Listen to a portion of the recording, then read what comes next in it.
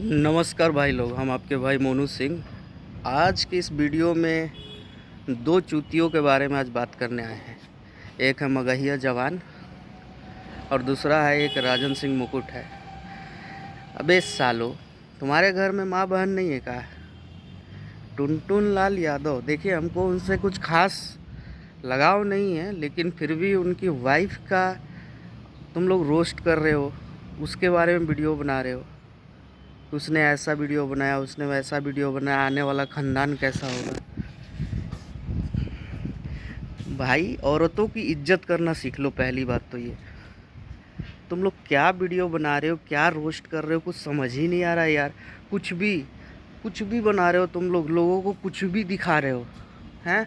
इतना चुतियापंती, इतना बेहुदा हरकत तुम लोगों ने किया है कि तुम लोगों ने पूरा एकदम भोजपुरी को सत्यानाश कर दिया है यार।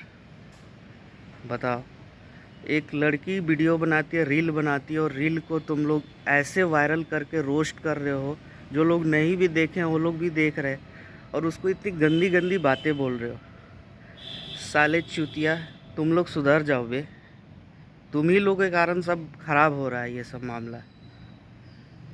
पहले तुम लोग पवन सिंह के सपोर्ट में बनाते थे वीडियो, अब तुम्हारा पवन सिंह तुमको खटकने लगा, व्यू नहीं आ रहा है तो कुछ भी बना रहे हो व्यू के लिए। अबे दो चार व्यू ज़्यादा मिल जाएगा, क्या हो जाएगा तुमको हैं? साले चूतिया लोग, सुधर जाओ भोसड़ी के।